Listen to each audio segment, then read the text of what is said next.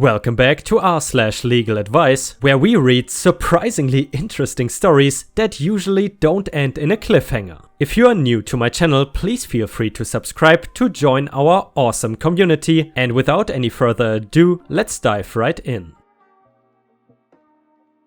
And the first one is titled "Landlords Suing Me Over Doors I Broke Down While Our 5-Story Apartment Building Was on Fire." On December 28th, a fire erupted on the second floor of our apartment building, which we learned came from a meth lab. I live on the 4th floor, and tenants who had the meth lab was directly below the person below me, while we faced the opposite direction of the street.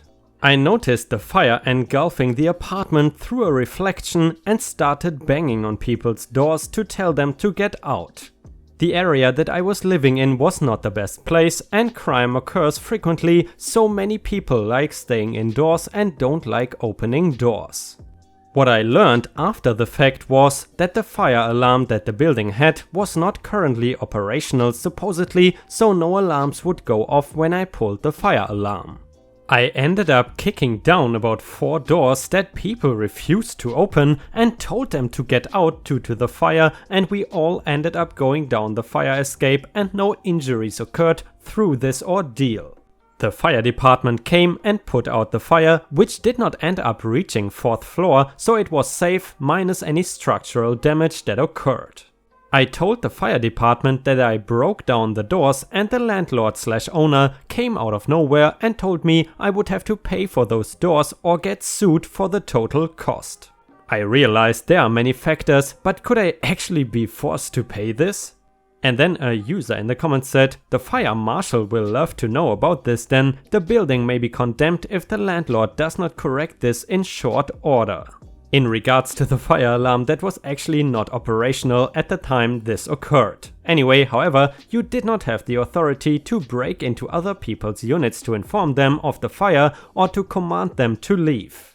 It is probably good on the balance that you did, but you likely are liable to the portion of the damage that you caused. You could negotiate, you could pay up if your landlord will put the settlement in writing, you could wait and see if he sues. I cannot think of any obvious right choice, but further discussion is probably futile either way. And guys, I'm curious, have you ever been affected by an awful landlord? Let us know in the comments. And the next one is the update to the apartment building story. The brother of one of my co-workers is a lawyer, so I met with him, who chose to advise me for free, and I chose to remain silent on the original thread until everything gets settled. A little more anticlimactic than I thought would happen. I went to meet with the fire marshal, and he was already up to speed with the chain of events and the fact that the fire alarms were not working and the fact that there was an actual meth lab on the 2nd floor. He informed me he was going to levy a number of fines on the landlord with addition to other things I was not aware of. The tenants who had the meth lab in their apartment were arrested, along with having their child taken away from them. Their next door neighbors were the actual minds behind the lab and were also arrested.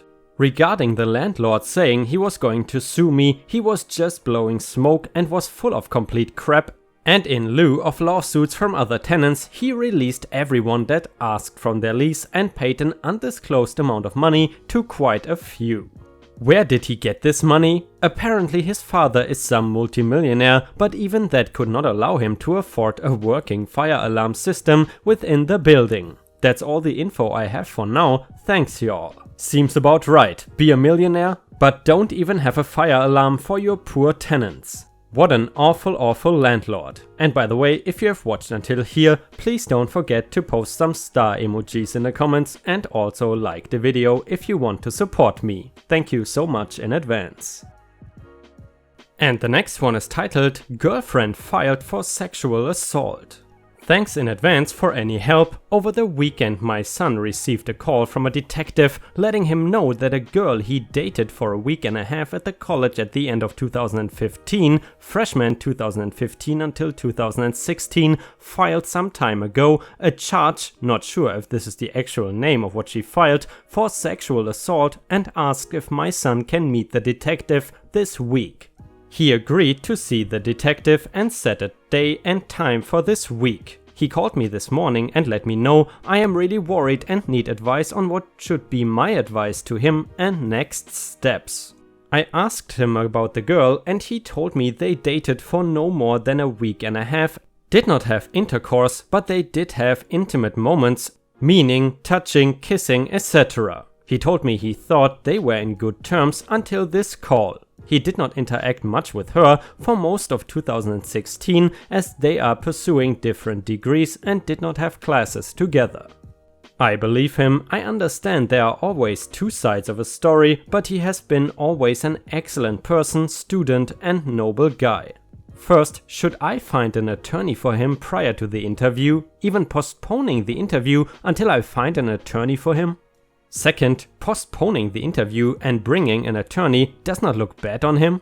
Third, he is 18, so an adult. Should I attempt to call the detective and try to find more information? I think he got really scared when he was called and maybe did not gather all the pertinent details. If yes, what can I ask the detective? 4. If the suggestion is to have an attorney for the interview, what should I ask the attorney? What is a good selection process? We are not wealthy. I understand this is going to cost us a lot of money. Any ballpark on how much this could cost so we can plan for this would be much appreciated. And a user in the comments suggested he needs an attorney. He should not speak to the police under any circumstances without an attorney. Bringing an attorney to the meeting does not look bad, it looks smart. Do not contact the detectives, do not have your son contact the detectives, hire an attorney and let them contact the detectives. Contact your local bar directory to ask about reputable criminal defense attorneys in your area. No one can give you a ballpark, totally depends on the going rates for attorneys in your area as well as how long this entire thing takes.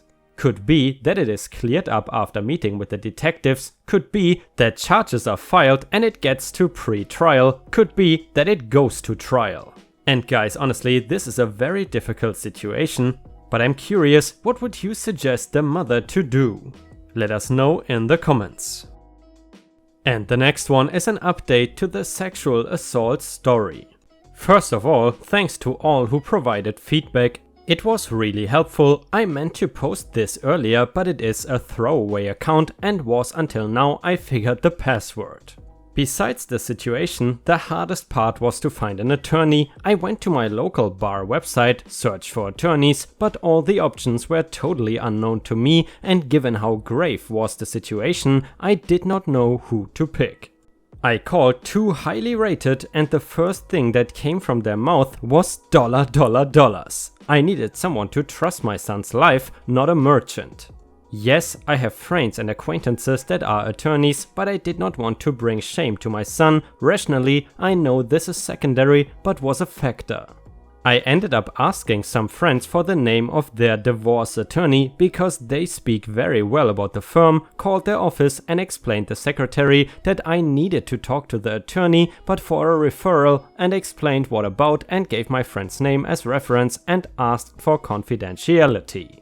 My friend's attorney called and calmed me and recommended an attorney. This was huge. I called the attorney, explained the situation, and she communicated, focusing on the problem, how to address it, and not how much it would cost me. Although it was already early afternoon, she set a meeting with us the same day in the evening. We met with her that evening. Prior to the meeting, I asked my son to print all the text messages, and as he is on my family plan, I printed the call logs. My son sat with the attorney and the attorney called the detective and let them know that my son would not be going to the next day conversation and offered to talk about the situation. Later, the same week, she called my son for a meet to go over the call log and text messages. As she had questions about them, they met and asked my son to sit tight and wait for her call. The attorney called the detective, went over the timeline of the report, who was really calling who, etc. Within the next 4 weeks, the attorney called us and told us that the detective, after reviewing the evidence, recommended to the prosecutor not to pursue charges, and the prosecutor agreed no charges were pressed.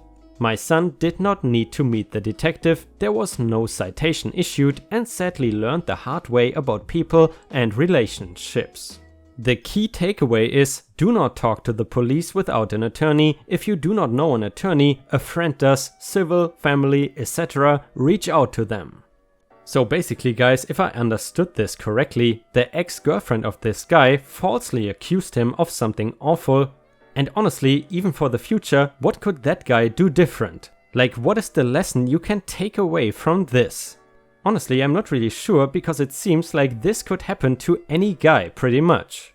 Please correct me if I am totally wrong here.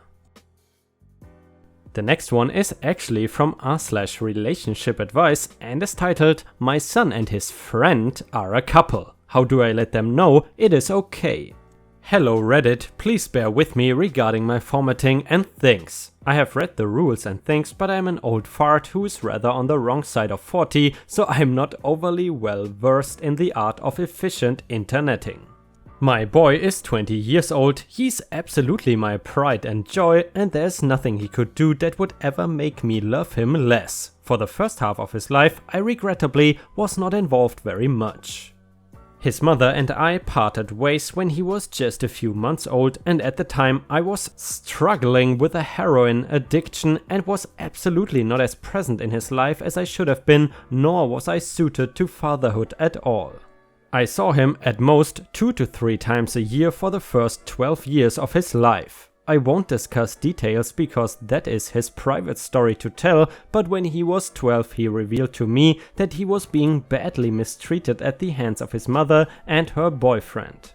Despite not being the best father at the time, I did not want my boy suffering anymore, so I got myself cleaned up and sorted out in order to get full custody of him. I've effectively been a single and sober father ever since, and he has little to no contact with his mother. He is everything a man could want his son to be. He is uniquely kind and fiercely loyal, he's unflinchingly brave, he's incredibly generous, and despite the horrors he suffered as a child, he's unfailingly positive and sunny to the last. Somehow I, of all people, was bestowed with the honor of watching him grow from a sweet young boy to the greatest man I have ever known. I cannot stress enough my pride in him. When he was 18, he got accepted into a top-ranking university on the other side of the country. I was sad to see him go, but simultaneously overjoyed that he got into his first choice and was starting a new chapter in his life. He comes home once every other month, and on the month he does not come home, I go to visit him. He's doing well in university, has made lots of friends, and seems incredibly happy there, which I'm obviously chuffed about. Since his second year, he has lived with his friend in a flat off campus. I have strongly suspected since his early teens that my son is gay, and I now more or less have confirmation that this is true and that his friend is actually his boyfriend. So for this virus stuff, my son decided he would rather come home and quarantine at mine than stay at his university flat. His friend, however, would be left alone if my son came back, as he is a Canadian and his family are back over there. And I gather he does not have the best relationship with them anyway. He asked if it would be okay if the friend tagged along to my house, and I said of course, no problem. They have been back at mine for about 6 weeks now. They think they are being subtle, I know, but I've caught them doing coupley things on several occasions now. The friend has slipped up a couple of times and called my son babe and sweetie in front of me, which I pretended not to notice for the sake of saving embarrassment.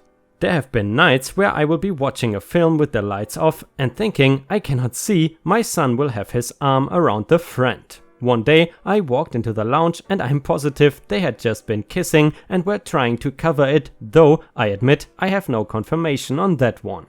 The most solid evidence, however, came a few mornings ago. I get up very early to go for runs in the morning, hence why I am making a Reddit post at 5 in the morning. As far as I was told, my son was sleeping in his childhood room and his friend was in the guest room.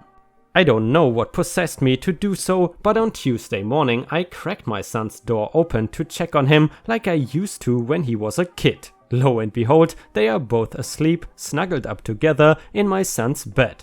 That is more or less solidified for me that they are together. I did not say anything, just shut the door and went for my run. And I have not mentioned it to them yet. What I want advice on is this. How do I let my son and his boyfriend know that I'm okay with them being a couple and they don't have to feel like they have to sneak around in my house? I want them to be comfortable here and I want them to know I support them both no matter what. Or is that not a good idea? Am I better off leaving it alone and waiting until they tell me themselves if they ever do? I obviously don't want to force either of them out of the closet, but at the same time, I hate feeling as if they feel like they are being forced into the closet in my house. What is my best course of action here? You are an awesome dad. I'm so glad you were able to clean up your life and become such an amazing father to your son. I hope he knows and sees that too. I am lesbian and I can totally relate to what your son is doing and feeling. I like the above advice and just referring to your son's friend as his boyfriend. It is casual and your tone will be the telltale sign in all of it. You could also write a letter addressed to him if you wish. I think that would be really sweet and I would keep it forever if I were him. Thanks for being one of the good ones. And I don't know about you guys, but everything about this father just screams awesome. However, if you were in this situation, what would you suggest the OP to do? Do you think a letter is the right choice? Let us know in the comments. And the next one is an update to the story from before. Hello lovely people, as promised I am back with an update for you on all what happened the other day. Here it is if you missed it. Want to top this off with a big thank you to everyone who left such lovely thoughtful comments. I honestly did not expect so many people to see the post. I was thinking maybe an absolute maximum of 100 people and even that seemed like loads. It was lovely to hear back from so many of you and I'm forever grateful for the fantastic advice most of you gave. Also overjoyed by my new adopted Reddit children. Ha, you're all doing amazing and I'm very proud of all of you. Also big thanks to all of the lovely people who sent me such sweet messages of support and to those of you who reached out to me because you felt you needed someone to talk to. If anyone else feels that way and is in need of deadly advice, do feel free to give me a message and I will do my best to help you out. Okay, you all want me to shut up and tell you what happened. My son was busy with some assignments both for his freelancing job and his university work most of the day and I did not want to disturb him, so I waited until after dinner to chat. Friend went to have a bath while my son and I watched television. I told him face to face, son, I love you very much. You don't have to tell me anything you don't want to, but I want you and friend to feel comfortable being yourselves in my home and you don't ever need to hide anything from me, alright? Well, it turns out a hell of a lot of you were right. Son burst out laughing and said, oh thank God, I reckoned you had clicked on but didn't say anything because I did not want to make you feel weird. Basically, we have each been pussyfooting around the topic because neither one of us wanted to make the other uncomfortable talking about it. We had a bit of a chat and he confirmed that I'm right in thinking they have been together since their first year of university and that is why they moved in together in second year. However, apparently I'm not as brilliant and intuitive as I thought because apparently one of his friends in secondary school was his boyfriend for a year and I had absolutely no idea. He went and talked to the boyfriend after his bath and then we all had a bit of a further chat. Sadly, a lot of you were right that the reason boyfriend does not have a good relationship with his parents is because he came out to them a few years ago and they effectively disowned him. So I made sure he knows that he is a part of our family now. Sorry if that is not all as exciting and groundbreaking as some of you had hoped. I'm glad this is something my boy no longer feels he has to keep from me and I'm very glad he's happy with his partner. Thank you all again for the help. And guys, if you ask me, this was a beautiful, wholesome story. Let me know in the comments if you enjoy r/relationship advice and maybe I will do some more of it. And the last story is titled Legality of Horse Sacrifice in California. I am about to attend a religious ceremony where a horse will be sacrificed. I was wondering if what is happening is legal and whether I would be in trouble. I won't be the person who performs the ritual. And a user in the comments said, that is almost certainly going to be animal cruelty and you could be charged for participating.